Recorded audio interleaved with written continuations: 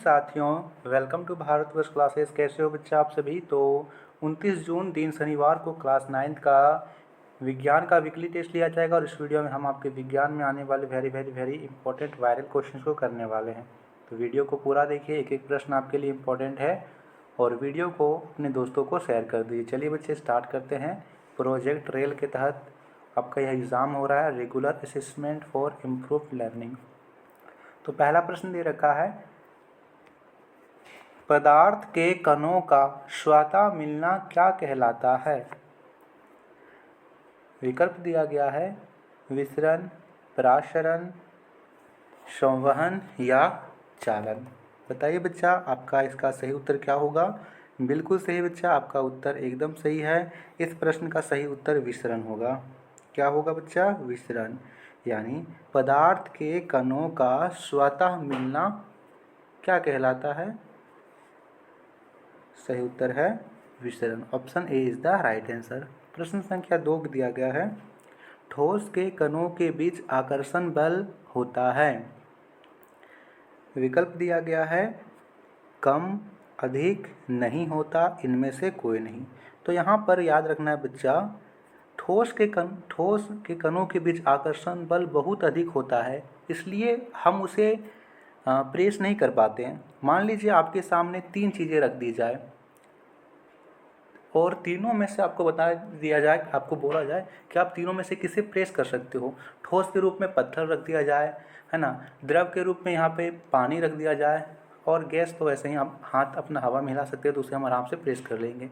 क्या हम पत्थर को दबा सकते हैं, प्रेस कर सकते हैं? नहीं कर सकते हैं, क्योंकि उसके बीच आकर्षण बल बहुत अधिक होता है। तो सही उत्तर होगा बी, अधिक। तीसरा प्रश्न दिया गया है, निम्न पदार्थ के किसकी संपीड़ितता सबसे अधिक होती है। बताइए, किस पदार्थ के बीच अधिक संपीड़ितता होती है। यानी आप किसको अधिक से अधिक दबा सकते हो, कंप्रेस कर सकते हो। आपने एक नाम सुना होगा CNG, है ना, नाम सुना है, कंप्रेस्ड नेचुरल गैस। इसका नाम CNG क्यों है? क्योंकि हमने इसे कंप्रेस किया हुआ है, बहुत अधिक दबा के भरा हुआ है। जो गैस सिलेंडर में भरी होती है वो हम उसे क्या करते हैं, बहुत ज़्यादा संपीड़ित करते हैं, बहुत अधिक दबा कर रखते हैं। तो सही उत्तर सी होगा, गैस सबसे अधिक संपीड़ित हो सकता है। चौथा प्रश्न बहुत ही शानदार सा है बच्चा। प्रश्न कहता है, पदार्थ के कण होते हैं देखने योग्य, छोटे, सूक्ष्म, बड़े आकार। बताना है पदार्थ के कण जो है आकार में कैसे होते हैं। तो ये बहुत ही छोटे होते हैं, इसे हम नग्न आंखों से नहीं देख पाते हैं। इनके बीच का जो रिक्त स्थान है वो अधिक है, कम है या मध्यम है। इन सभी चीज़ों को हम टेलीस्कोप की सहायता से देखते हैं। सही उत्तर होगा सी, सूक्ष्म। अगला प्रश्न दे रखा है, तापमान का अंतर्राष्ट्रीय मात्रक है। विकल्प दिया गया है डिग्री सेंटीग्रेड, फ़ारेनहाइट, केल्विन या इनमें से कोई नहीं। तो याद रखना बच्चा, केल्विन तापमान का मूल मात्रक है, लेकिन यहाँ पर आपको ध्यान रखना है जो ये तीनों जो हैं वो तापमान के मात्रक हो जाते हैं। चाहे तो आप यहाँ पर डिग्री सेंटीग्रेड की बात करो, फ़ारेनहाइट की बात करो, चाहे केल्विन की बात करो, तापमान का अंतर्राष्ट्रीय मात्रक है। लेकिन आपको यदि तापमान का अंतर्राष्ट्रीय मात्रक माना जाए तो यहाँ पर आप केल्विन बताओगे, सी केल्विन, है ना। अगला प्रश्न यहाँ पर दे रखा है, किसी तत्व के द्रव्यमान प्रति इकाई आयतन को क्या कहते हैं। विकल्प दिया गया है घनत्व, द्रव्यमान, आयतन, क्षेत्रफल। यहाँ पे सही उत्तर होगा बच्चा घनत्व। किसी तत्व के द्रव्यमान प्रति इकाई आयतन को घनत्व कहते हैं। तो इस प्रश्न का सही उत्तर ए होगा यहाँ पे घनत्व, यानी घनत्व बराबर द्रव्यमान बटे आयतन होता है। घनत्व या फॉर्मूला नोट कर लेंगे, घनत्व बराबर द्रव्यमान बटे आयतन। अगला प्रश्न दे रखा है, जिस ताप पर ठोस पिघलकर द्रव बन जाता है वह ठोस का क्या कहलाता है। क्वथनांक, गलनांक, गुप्त ऊष्मा, वाष्पीकरण। सही उत्तर यहाँ पर गलनांक होगा। Option B is the right answer. क्या होगा बच्चा? गलनांक होगा। अगला प्रश्न दे रखा है 8वां प्रश्न।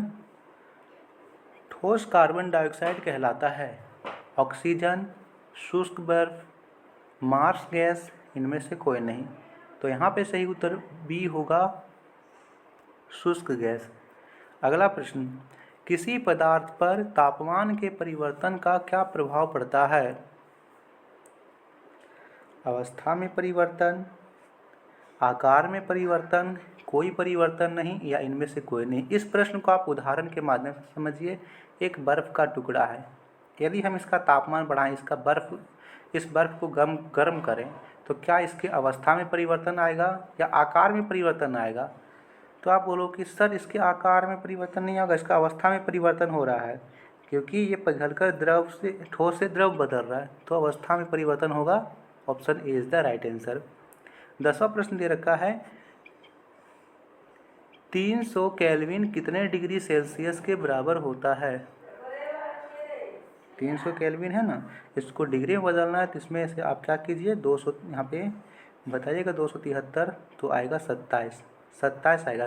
273 घटा के देखिए, इसको आप 273 घटा के देखिए, 273, ठीक है। 10 में से 3 तो 7, और यहाँ पे पैसा लेंगे तो होगा 9 में से 7 तो 2, 27 डिग्री। किसी भी केल्विन को यदि सेल्सियस में बदलना है तो उसे 273 घटा दीजिए। सही उत्तर ए होगा, 27 डिग्री सेल्सियस। चलिए बच्चा, अब हम बढ़ते हैं सब्जेक्टिव प्रश्न की ओर। प्यारे बच्चों, आप लोग भारत क्लासेस पर नए हो और आपको वीडियो पसंद आए तो वीडियो को ज़्यादा से ज़्यादा शेयर कीजिए बच्चा। चलिए अब हम सब्जेक्टिव प्रश्न को करते हैं। तो सब्जेक्टिव प्रश्न में आपका सबसे पहला प्रश्न दे रखा है, निम्नलिखित में से कौन सा पदार्थ है? देखिए, मैं दोनों तरह में आपको प्रश्न लगा दे रहा हूँ, हिंदी और इंग्लिश में, तो आप दोनों से याद कर लीजिएगा। कुर्सी, वायु, गंध, घृणा, बादाम, विचार, घी, शीत, शीतल, पेय, इत्र की सुगंध। तो देखिए यहाँ पर कौन कौन सा यहाँ पे पदार्थ है, लिखेंगे निम्नलिखित में पदार्थ है कुर्सी, वायु, गंध, बादाम, शीतल पेय, इत्र की सुगंध। गंध कोई पदार्थ नहीं होता है, विचार कोई पदार्थ नहीं होता है, ये सभी आप नोट कर लीजिए। इंग्लिश में नोट कर लेंगे which of the following are substance, तो यहाँ पे नोट कर लीजिए। पदार्थ किसे कहते हैं? तो इसका उत्तर आप लिखेंगे, इस विश्व में प्रत्येक वस्तु जिस सामग्री की बनी होती है उसे पदार्थ कहते हैं। The material of which everything is this world is made is called matter.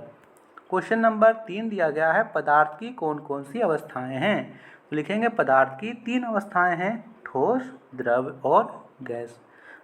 उसके बाद अगला प्रश्न है, दाब का अंतर्राष्ट्रीय मात्रक क्या है? तो दाब का अंतर्राष्ट्रीय मात्रक पास्कल है।